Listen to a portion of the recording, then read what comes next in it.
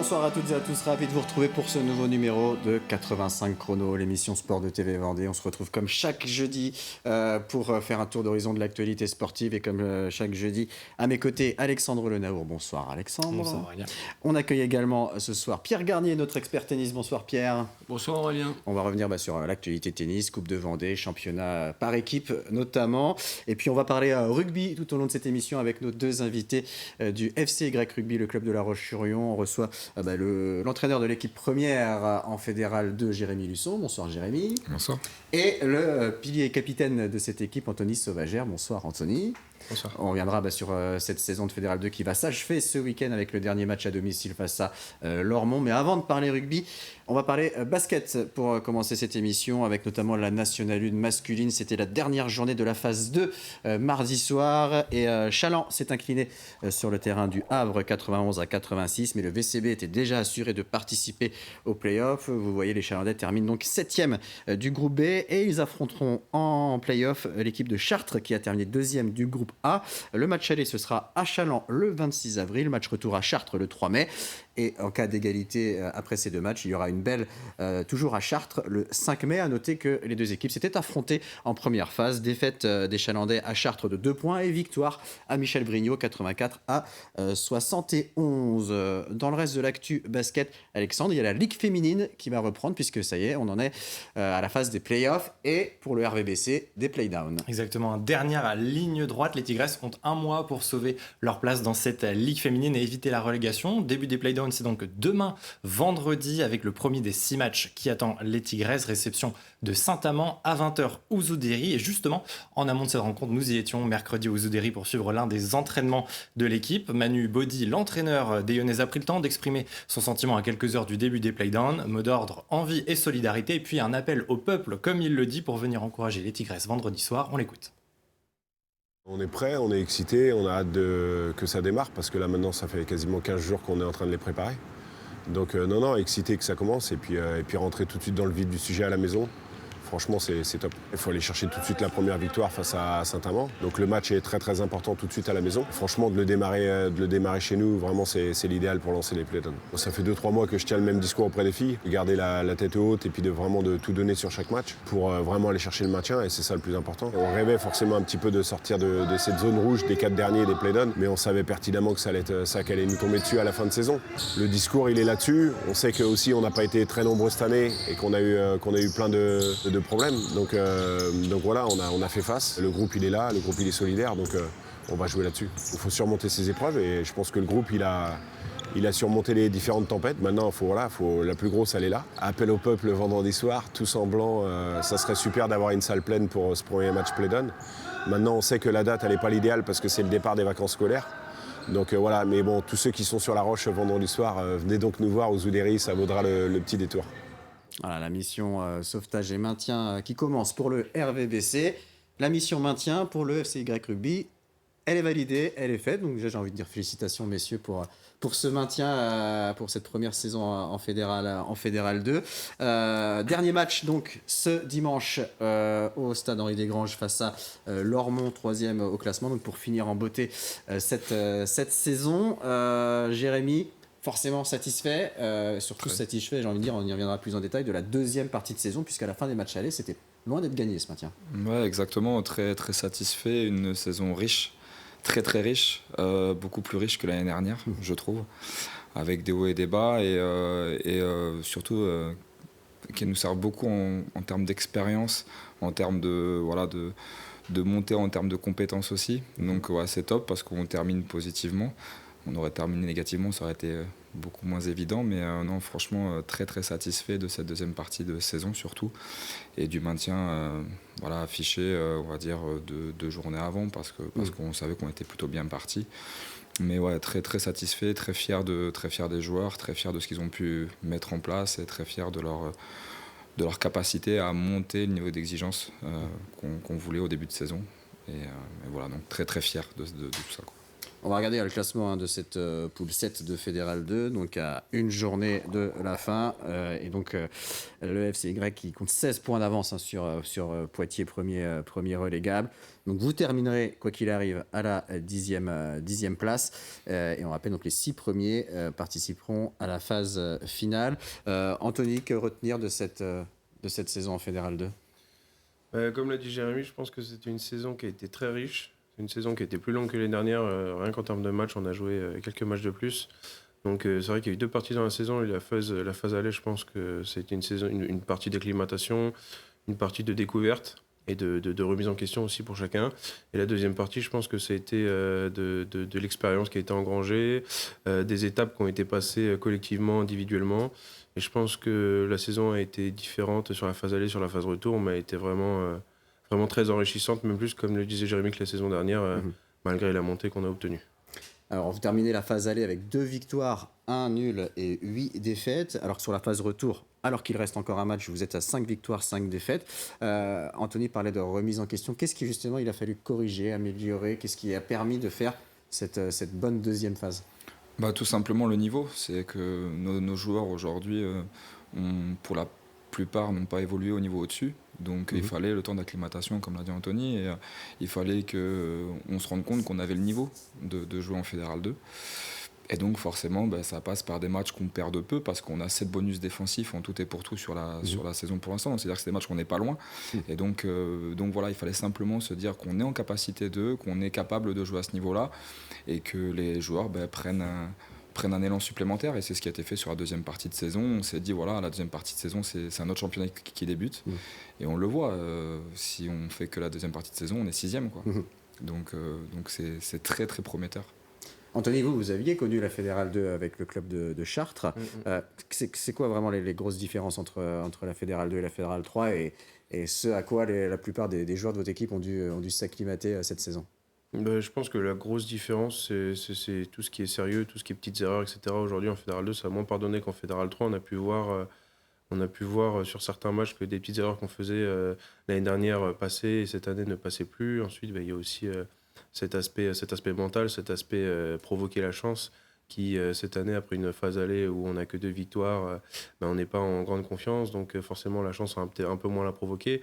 Donc la phase retour, je pense qu'on a pris un peu plus confiance, on a pris étape par étape.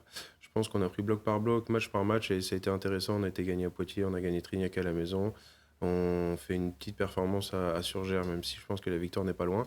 Donc je pense qu'on se lance bien, mentalement on est un peu mieux, et je pense que la chance on la provoque un peu plus. Après, je pense que c'est rigueur, sérieux, c'est avoir confiance en nous. Donc je pense que c'est la grosse différence avec le Fédéral 3. Et donc vous, en tant que capitaine et en ayant eu l'expérience de la Fédérale 2, est-ce que vous avez senti que vous avez eu un rôle à jouer pour accompagner ce groupe et contribuer à cette hausse de niveau dont parlait Jérémy ? Après, je pense que j'ai eu un rôle à jouer, oui, mais je pense pas que j'ai eu plus un rôle que certains, parce qu'aujourd'hui, c'est pas moi qui ai fait monter l'équipe. Je pense que c'est toute l'équipe qui a monté. On est beaucoup à avoir joué dans le groupe première aujourd'hui. Donc je pense que chaque personne qui a joué avec la première aujourd'hui a apporté sa pierre à l'édifice. Je pense que c'est un travail d'équipe depuis le mois d'août l'année dernière jusqu'à aujourd'hui. Je pense que chacun a mis sa petite pierre, et c'est ce qui fait qu'on en est là aujourd'hui. Il n'y a pas que moi, même si j'ai été désigné capitaine. Jérémy, vous n'avez jamais senti le groupe se démobiliser, perdre confiance, même lorsqu'à la fin de la phase aller, vous enchaînez 4 défaites, vous avez toujours senti votre groupe bien concerné ? Je pense que, si, de là à dire qu'il y a des nuits où j'ai pas dormi, ça c'est sûr. Non, mais sur la phase aller, le match qui est pour moi déclencheur, c'est le match à Lormont. Justement, le dernier match de la phase aller. On était plutôt bien sur plein de choses, on se payait pas. C'était sûr qu'on se payait pas, mais on sentait que le groupe prenait conscience de son niveau. À Lormont, on va chez une équipe qui est dans le haut de tableau, et franchement, on mérite beaucoup mieux là-bas. Vous perdez 30-22. 30-22, mais on mérite beaucoup mieux. Les gars de Lormont, à la fin, sont contents du résultat, donc on le ressent. Donc là, on se dit, ouais, il y a quelque chose à faire. Et donc, ça nous a mis, on va dire, une confiance supplémentaire. Mais il est vrai que sur la première partie de moitié de bloc, j'étais pas ultra serein, parce que comme le groupe manque d'expérience, et l'acclimatation du niveau fait que forcément on se pose beaucoup de questions. Et après ce match à Lormont, vous enchaînez pour la première fois 2 victoires, dont une assez large à domicile face à Trignac, 41-27. à 10. On continue à parler rugby dans quelques instants, mais il est l'heure, Alexandre, de découvrir les premiers rendez-vous sportifs du week-end, autre que le match de rugby. Exactement, il y en a d'autres. On a parlé basket tout à l'heure avec le RVBC qui débute ses playdowns, mais il y aura d'autres rendez-vous de basket aussi ce week-end, et notamment samedi soir en National 2 masculine pour la 25e et avant-dernière journée. Saint-Georges de Montaigu reçoit Toulouse à 19h, victoire impérative des Georgeois pour espérer décrocher le maintien en N2. Un étage en dessous en N3 masculine place là aussi à l'avant-dernière rencontre samedi soir à 20h. Luçon Saint-Gemme affronte le Touraine Basket Club. L'équipe 2 de Châlons-Riévy accueille Le Mans et puis 2 déplacements à noter. Chambretot ira sur le parquet de la réserve de Tours. L'entente des clubs de La Roche-sur-Yon sera pour sa part à la Séguinière Saint-Louis. En football, le championnat national 2 se poursuit ce week-end. En ouverture vendredi soir, les Herbiers seront en déplacement à Bergerac et puis à domicile samedi le co-leader lyonnais La Roche-Vève jouera face à Blois, 4e au classement. Coup d'envoi à 18h. En N3, cette fois la 23e journée réserve un derby entre deux formations aux objectifs bien différents. Les Sables FCOC qui jouent le maintien affrontent le Vendée Poire Foot qui aspire aux premières places. Dans le même temps, samedi à 18h, Fontenay-le-Comte, actuel 2e, recevra Choret. À noter à l'extérieur 2 rencontres, Châlons et la Châtaigneraie qui se rendront respectivement en Mayenne, à Laval et à Château-Gontier. Et puis le week-end football s'achève dimanche avec la 18e journée de Détroit féminine. La Roche-SO affronte les Bretonnes de Bréquigny. Rennes, début de la rencontre à 15h au stade de Saint-André-d'Ornay. On poursuit à La Roche-sur-Yon avec le dernier rendez-vous water polo de la saison samedi soir. À 19h30, La Roche-sur-Yon reçoit l'équipe réserve de Rezé pour la 14e journée du championnat des Pays de la Loire. On reste dans le thème aquatique puisque samedi, cette fois du côté de Saint-Hilaire-de-Riez, le comité départemental de triathlon et le club de Saint-Gilles-Croix-de-Vie organisent leur aquathlon, mélange de natation et de course à pied. Premier départ à 13h45 au multiplex aquatique. Et puis ajoutez à cela la partie cycliste et vous obtiendrez le cross triathlon, l'événement du triple effort qui est organisé par le Poiré-sur-Vie Vendée Triathlon. Rendez-vous cette fois dimanche matin sur le site du Moulin à Élise pour plusieurs distances et notamment le plus gros format, le format S. Et d'autres rendez-vous sportifs à venir en fin d'émission, mais il est l'heure maintenant de passer à l'entretien de 85 chrono. Et entretien dans lequel on parle handball. Il y aura du handball aussi ce week-end, même si ça jouera à l'extérieur pour l'équipe féminine de La Roche-sur-Yon. Et Alexandre, vous êtes allé à la rencontre de la coach lyonnaise. Exactement, Ophélie Charbonneau, qui est l'entraîneur de l'équipe première de La Roche Vendée Handball, qui évolue en National 1 féminine. Objectif de fin de saison, les ambitions aussi déjà pour la saison prochaine. Et puis à quel match s'attendre samedi à l'extérieur? On en parle justement dans l'extrait de l'entretien de cette semaine. Bonjour Ophélie Charbonneau. Bonjour. On se retrouve ici à la salle Omnisport de La Roche-sur-Yon, alors qui est pour l'heure occupée, on le voit juste derrière nous, par les entraînements de La Roche Vendée Handball. Aujourd'hui, nous allons surtout parler de l'équipe première du club, l'équipe première féminine, Ophélie, puisque vous êtes l'entraîneur depuis cette saison, depuis la mi-saison dernière, on va dire, de l'équipe première en National 1. Alors, c'est le début des vacances de printemps ce week-end, mais pour vous, pas de repos. Au contraire, c'est plutôt la reprise après un long mois, on va dire, d'arrêt, sans match. Le championnat reprend ce samedi 20 avril. Nous vous avions laissé le 23 mars dernier avec une victoire ici face à Bruguière. Qu'est-ce qu'il s'est passé tout simplement, Ophélie, pendant ces 4 semaines de pause? Eh bien, la première étape, ça a été de couper. Juste après le match de Bruguière, on a coupé une semaine complète. Déjà, puisqu'il y a des joueuses qui étaient en stage, notamment à Mal, avec la Tunisie. Et puis aussi parce que sur 4 semaines, sachant qu'il ne reste que 4 matchs, c'est difficile de tenir en haleine les filles. Et puis physiquement et psychologiquement, il faut pouvoir récupérer. Donc on a laissé une semaine complète.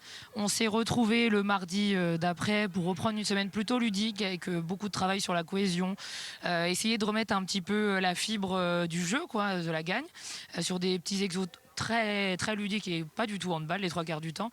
Et puis la semaine dernière, on a commencé à remettre l'activité handball vraiment au cœur des séances. Et puis là, depuis lundi, on prépare le match de samedi. Et est-ce qu'une longue période comme ça, sans match, c'est plutôt une chance ou alors au contraire une épine dans le pied à la fin de saison? Ouais, là ça se répète. Depuis janvier, on joue 2 matchs, on joue pas pendant 3 week-ends, ça se répète à chaque fois. Donc là, je te dirais que c'est plutôt une épine dans le pied, puisque la saison est très longue. On va jouer notre dernier match le 25-26 mai, si je dis pas de bêtises. Donc le calendrier est à rallonge cette année. Donc je t'avoue que c'est pas quelque chose qu'on va essayer de garder pour l'année prochaine, parce que c'est pas très positif pour nous. Alors Ophélie Charbonneau, si on fait le bilan pour l'instant de ces 3 quarts de saison, 18 journées, 12 victoires, 2 nuls et 4 défaites. Vous êtes 3e à égalité de points avec Rochechouart-Saint-Junien. 44 unités pour les 2 équipes.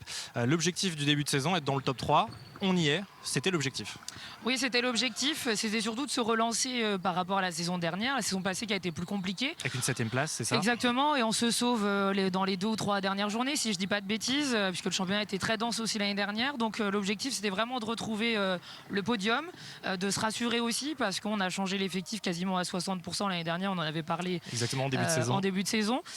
Donc on avait besoin de se rassurer et aussi de préparer la saison suivante qui va être notre cheval de bataille en essayant de se diriger vers une possible montée. Mais on est plutôt dans le vrai. On a plutôt réussi notre saison. Il reste encore 4 matchs. Donc on essaye de tenir les filles sur cet objectif d'aller chercher cette 2e place. Donc on va en parler justement de ces objectifs pour la fin de saison. Samedi soir, donc retour sur les parquets de N1, 19e journée, ce sera sur le terrain de la réserve des Neptunes de Nantes. Quel match vous vous attendez, Ophélie, avec vos joueuses pour cette reprise ? Un match plutôt piège puisque c'est un centre de formation, donc on ne sait jamais sur quoi s'attendre. Une équipe très jeune, donc c'est ce qu'on a dit encore en début de semaine. Il ne va pas falloir leur laisser beaucoup d'occasions de pouvoir nous passer devant. C'est un petit derby aussi, il ne faut pas l'oublier. Alors même si les jeunes de Nantes n'ont rien à voir avec tout ce qui a pu se passer avant, c'est quand même un derby. Et puis notre objectif, c'est de bien terminé, comme on a dit, pour être dans les 2 premières. Leur objectif à elles, je crois qu'elles sont tout juste sauvées ou il doit leur manquer un petit point. Donc on ne joue pas dans la même course cette saison, mais ce n'est pas un match évident. Après 4 semaines, comme tu l'as dit, de coupure, il va falloir se relancer. Et surtout, sur les 4 dernières rencontres, vous allez affronter des équipes qui sont en 2e partie de tableau, donc la réserve des Neptunes, Tardais, Celles-sur-Belle et Mérignac. Est-ce que c'est facile de terminer comme ça la saison sur des équipes aussi qui vont jouer leur peau dans cette division ? Pas évidente, on en parlait avec Juliette, la capitaine. On se dit, jouer le haut tableau c'est difficile parce qu'on joue tous les mêmes places, mais jouer le bas de tableau c'est pas évident non plus parce qu'il y a des équipes qui veulent encore se sauver. Donc Montluçon est décroché, donc ça c'est fait, mais on va jouer les concurrents qui vont se sauver pour le maintien, donc c'est pas tellement évident. Je t'avoue qu'à choisir, je pense que j'aurais préféré choisir le haut de tableau. Ouais. Cette saison en tout cas, Ophélie, c'était la première pour vous en saison complète sur le banc. Vous êtes arrivé sur la 2e partie de saison 2022-2023. Quel sentiment vous anime après cette saison qui est quasiment une saison pleine, on peut le dire comme ça peut-être ? Oui, une saison pleine. Je t'avoue les filles sont fatiguées, mais nous aussi, le staff. Donc on attend avec impatience la fin de la saison pour redémarrer la prochaine. Mais on est plutôt très content, très satisfait de cette première année, on va dire, en tant que titulaire. Et puis il ne faut pas oublier qu'à part la 2e place qui était visée, on vise aussi de faire un groupe. Alors on a de fortes valeurs à La Roche-sur-Yon. Intégrer les jeunes également, qui était l'objectif de la saison. Nos moins de 17 nats se sont entraînés avec nous une partie toute l'année. Donc voilà, on est vraiment dans les objectifs qu'on avait fixés. Maintenant, on a hâte que la saison se termine et d'aller chercher cette 2e place pour préparer la prochaine. Vous l'avez bien dit, Ophélie, objectif top 2 pour la fin de saison. On sait aussi que la montée en D2 féminine, c'est un objectif à court terme du club. Alors seule la première équipe de la poule peut accéder à l'échelon supérieur. Pour l'heure au classement, le seul leader, c'est Bergerac, avec 7 longueurs d'avance. Est-ce que 7 points, c'est trop, ou alors rien n'est impossible? Et pourquoi pas, on verra bien.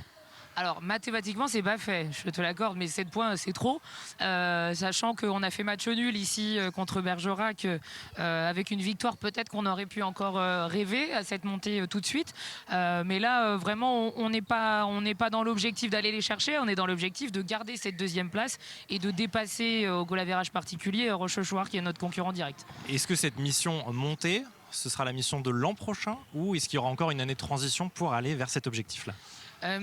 On essaye de se structurer pour y aller sur l'an prochain. En tout cas, c'est le projet qu'on a annoncé aux joueuses, qu'on a annoncé aux filles qu'on recrute également, et que le bureau aussi a annoncé.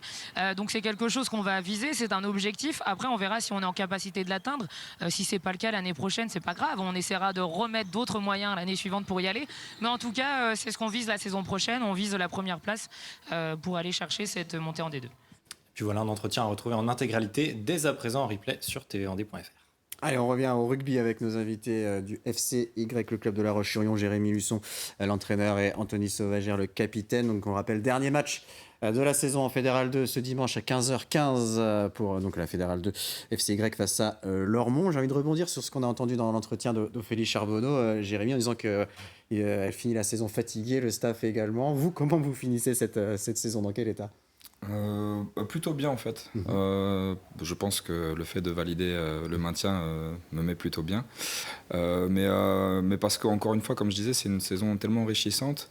On a découvert des matchs qu'on ne pensait pas. Le match de Castillon, où on est mené de 11 points, je crois, à 5 minutes de la fin, et on gagne le match. À Bazas, le week-end, il y a 2 semaines, pareil. Donc le groupe a encore plein de ressources. On pense qu'on n'a pas été au bout de ce qu'on pouvait faire, que le chemin il n'est pas encore fini et qu'on peut rêver à d'autres choses derrière. Donc c'est plutôt moteur, plutôt que de se dire l'énergie n'est pas là. Non, au contraire, l'énergie elle redouble parce qu'on se dit qu'il y a vraiment quelque chose à faire, quoi. Anthony, je reprends vos propos dans un article de nos confrères de Ouest France au mois de février, où vous parlez de la vie de groupe, en disant que c'est la principale chance de l'équipe. Vous dites aussi que souvent les matchs se jouent dans les têtes. La force de cette équipe, elle se situe plus là que vraiment dans le rugby pur? Comme Jérémy l'a dit tout à l'heure, aujourd'hui, on n'a pas de entre guillemets, stars dans l'équipe. On n'a pas de mecs qui ont joué en top 14 Pro D2 ou à un niveau plus haut. Donc c'est vrai qu'aujourd'hui, la force de l'équipe, c'est vraiment dans la vie de groupe, dans l'entraide qu'il y a entre nous, dans la vie de tous les jours. Je pense qu'il n'y a pas que le rugby, c'est d'abord une bonne bande de copains. Et ensuite, il y a le rugby qui s'ajoute à ça. Et sur le terrain, je pense que ça se ressent. À Castillon, on gagne parce qu'on est solidaire jusqu'à la fin, qu'on lâche rien. Bazas, on va gagner parce qu'on est une bande de copains et qu'on lâche rien jusqu'au bout. Donc vraiment, c'est pas les stars qui fait, c'est pas la star qui fait le groupe aujourd'hui. C'est vraiment le groupe en lui-même, la vie de groupe, tout ce qui peut y avoir autour et dans le groupe qui fait que on en est là aujourd'hui. Alors, Jérémy, j'imagine qu'il y a souvent eu de la frustration à l'issue des matchs. On l'a même pu vous le voir et vous entendre quand on récupère vos réactions à la fin des matchs sur des matchs qui se sont joués à peu de choses, avec des défaites avec très peu d'écart, mais aussi par moments sur l'arbitrage, on vous a entendu vous exprimer. Il y a eu des matchs compliqués par rapport aux arbitres. Il y a eu des matchs très compliqués parce qu'en fait, je pense que le rugby est un sport où il y a beaucoup de règles, beaucoup de règles. On est à un niveau qui a plus de règles que par exemple en pro. Et on a moins de personnes sur le terrain. C'est-à-dire qu'il n'y a pas d'arbitre de touche, il n'y a pas la vidéo, il n'y a pas tout ça. Et donc, en fait, c'est l'arbitre qui doit interpréter beaucoup de choses. Et plus de choses qu'en top 14 ou quoi. Donc forcément, ça prête forcément à la frustration. Nous, on a essayé de travailler vraiment là-dessus. C'est-à-dire que l'année dernière, on était arbitrés comme des premiers. Cette année, un peu plus comme des derniers. Donc voilà. Et on essayait de mettre tous les lundis, du moins, moi, j'essayais d'appeler les arbitres justement pour avoir un retour. Parce qu'à chaud, c'est toujours compliqué, on part toujours de notre prisme à nous. Et donc, de faire des retours avec les arbitres, ça nous a permis de comprendre des choses. Et sur la deuxième phase, on est beaucoup plus discipliné, on fait beaucoup moins de fautes. Et donc, je pense que ça a une incidence aussi sur les résultats. Et l'année prochaine, on va travailler forcément avec les arbitres parce que c'est une partie importante de l'environnement du rugby. Alors ce dernier match face à Lormont, comment on l'aborde? Il n'y a pas d'enjeu sportif, mais j'imagine qu'on veut quand même finir sur une bonne note. C'est quoi le message aux joueurs? Pour moi, il y a un enjeu assez fort. On l'a dit tout à l'heure, il y a eu 2 victoires d'affilée au premier bloc. Là, on est à 2 victoires d'affilée aussi. Ce serait bien de valider une 3e victoire d'affilée. D'avoir 3 victoires d'affilée, pardon. Donc ça, c'est super important. Je pense qu'il y aura beaucoup de monde ce week-end au stade. Il y a plein d'animations qui sont prévues. De remercier toutes les personnes qui ont été présentes tout au long de la saison, de dire que voilà, on a fini une saison validant le maintien, mais qu'on vise autre chose l'année prochaine, et on veut voir ça sur le dernier match, que l'énergie du dernier match nous pousse à faire un très très gros match. Je pense que ce serait vraiment finir une saison pleine que d'avoir 2 victoires, une équipe pour l'équipe B et pour l'équipe 1 ce week-end. Face à Lormont, qui est 3e et qui va tenter de conserver sa 3e place, puisqu'ils n'ont qu'un point d'avance sur Tours, 4e. Et donc parmi les animations dont vous parliez, Jérémy, dimanche, il y aura notamment une collecte des Restos du Cœur de 14h à 15h30, donc au stade Henri Desgranges. Avant de parler tennis, on va parler rapidement de Jeux Olympiques. Alexandre, pardon, puisque ça y est, on sait enfin le parcours précis de la flamme olympique en Vendée. Exactement, on connaît le parcours précis. Alors on le connaissait déjà depuis plusieurs semaines, plusieurs mois, mais il a été officiellement confirmé cette semaine à l'hôtel du département à La Roche-sur-Yon. Étaient notamment présents les différents élus et représentants des 7 sites qui seront traversés le 4 juin prochain. Et les heures de passage, elles aussi, ont été confirmées. Alors grand départ à 8h du passage du Gois, Fontenay-le-Comte à 8h35, Montaigu-Vendée 11h29, passage au Puy du Fou à 12h30, La Roche-sur-Yon à 14h51, 17h17. Vous le voyez, c'est très précis pour la Pointe d'Arcet. Et puis épilogue de la journée au Sable d'Olonne à partir de 17h58, un 4 juin exceptionnel donc en Vendée. Le président du département, Alain Leboeuf, appelle bien sûr tous les Vendéens à y participer. On l'écoute. Globalement, les choses sont bien réglées. Chacun dans son secteur est en train de peaufiner jusqu'au transport scolaire, bien évidemment. Il nous reste quelques éléments, j'allais dire, de sécurité, mais tout était en bon train, j'ai envie de dire. Je souhaite que nous soyons très très nombreux. 700 000 Vendéens, c'est la population aujourd'hui. Je souhaite que plus de la moitié de ces Vendéens puissent se retrouver ici ou là sur un des sites et qu'on se retrouve à plus de 100 000 personnes sur la plage des Sables d'Olonne le soir de cette flamme qui passe en Vendée. Voilà, donc rendez-vous le 4 juin pour le passage de la flamme olympique en Vendée. C'est l'heure maintenant de parler de tennis. Avec vous, Pierre, et on va commencer par la Coupe de Vendée. Ouais, la Coupe de Vendée, alors il y aura un petit peu moins de 100 000 personnes ce week-end au final à Saint-Hilaire-de-Riez, mais bon, la Coupe de Vendée, c'est un élément incontournable du tennis vendéen. C'est une magnifique réalisation du comité départemental. Encore cette année, 860 participants. Donc les 3 derniers week-ends se passent, comme on le voit sur l'affiche, au Tennis Club Riaz Océan, avec toutes les finales, 2e série, 3e, 4e série, qualificatives pour les championnats de ligue, mais aussi pour les moins jeunes, on va dire, à partir de plus de 35 ans. Donc là aussi, c'est des finales qui sont qualificatives pour les championnats de France. Donc ce sera la dernière Coupe de Vendée du président Régis Tétart. Voilà, et puis il va passer la main aux prochaines élections. Voilà, donc on sera en concurrence avec le rugby, mais je pense que c'est pas exactement le même lieu pour le même jour, mais je pense qu'il y aura du monde dans les travées du Tennis Club Riaz Océan aussi. On parle maintenant des championnats par équipe qui vont débuter. Voilà, alors les championnats de France traditionnellement sont au mois de mai. Maintenant, depuis quelques années, il y a la division qualificative au championnat de France. Donc il y a pas mal d'équipes vendéennes qui sont concernées en DQ, DN4, donc DN3 pardon, puisque la DN4, la National 4 a été supprimée chez les dames. Donc on a une grande poule de 7 équipes. Donc c'est un championnat très ramassé, où ça va jouer 6 week-ends de suite. Pardon. Donc on a la Roche-sur-Yon, l'équipe 2 de la Roche-sur-Yon, le TC Sablé et Saint-Jean-de-Mont, qui sont dans cette poule.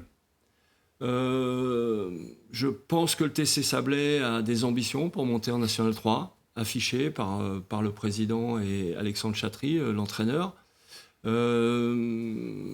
J'ai entendu dire que peut-être le tennis Entente-Lyonnaise aussi, l'équipe 2 serait concernée. En ce qui concerne Saint-Jean-de-Mont, ils vont jouer le maintien tranquillement cette année. Voilà. On peut remarquer que dans cette poule, il y a quand même un club mayennais. Oui, on peut toujours le souligner. Il faut toujours le souligner, c'est important. Autre championnat, le DQDN4. Voilà, DQDN4, division qualificative à la Nationale 4.